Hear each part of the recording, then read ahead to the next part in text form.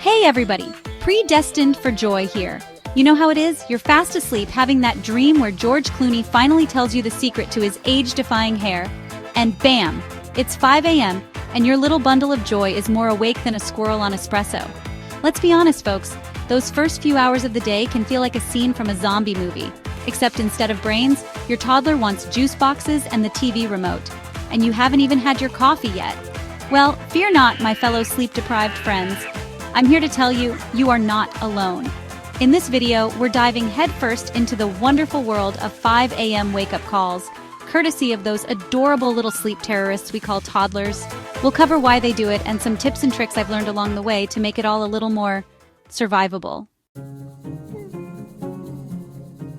First things first, we gotta understand the enemy, right? Now, I'm no sleep scientist, but apparently toddlers are basically wired to rise with the sun. Their internal clocks are still developing and they need less sleep than us grown-ups. I know, it's not fair. On top of that, they're like little sponges for stimulation.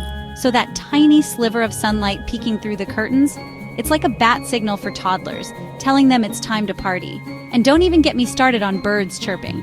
To them, that's not a peaceful morning melody, it's a full-blown rock concert. But here's the kicker, and I'm not sure if this is good news or bad news, they're genuinely excited about life. Like, they wake up at 5 a.m. not to torture us, but because they can't wait to start playing, exploring, and generally wreaking havoc on the house. Bless their little cotton socks.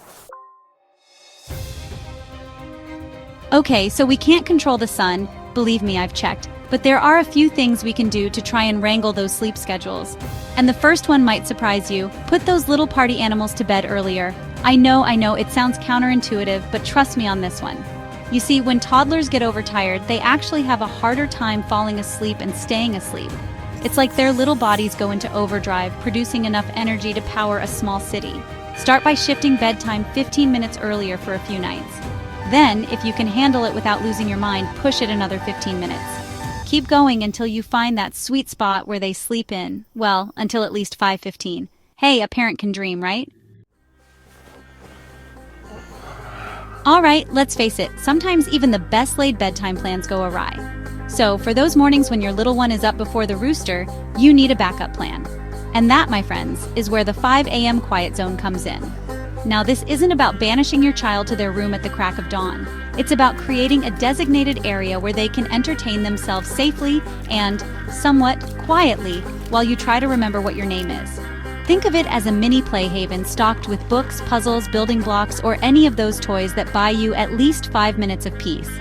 The key here is to make it clear that this is their special early morning domain.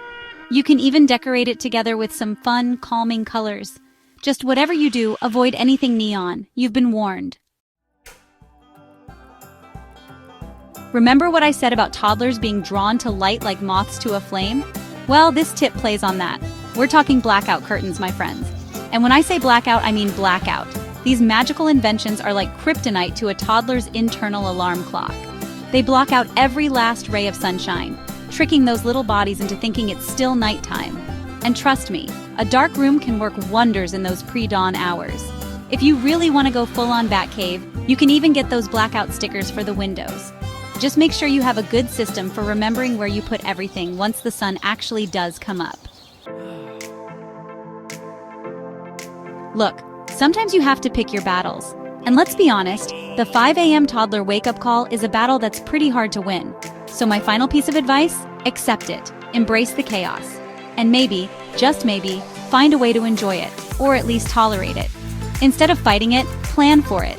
Have a few quiet, enjoyable activities lined up that you can both handle in a sleep-deprived state.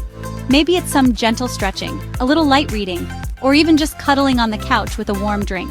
The point is, by shifting your perspective just a little, those early morning moments might not seem so bad. And who knows, you might even find yourself looking forward to them. Okay, maybe not looking forward to them, but at least dreading them a little less. So there you have it, folks. My survival guide to navigating the wild world of 5 a.m. wake-up calls. I hope you found it at least mildly entertaining, and maybe, just maybe, a little bit helpful. Remember, these early mornings, as exhausting as they are, won't last forever. Soon enough, those little ones will be teenagers who sleep until noon. And then you'll be the one dragging them out of bed. In the meantime, hang in there, parents. You're doing an amazing job. And remember, you're not alone in this crazy, sleep-deprived journey. Now, if you'll excuse me, I hear a certain tiny human calling my name. One day, you'll miss these 5 a.m. moments. It's hard now, but these early mornings will one day be sweet memories.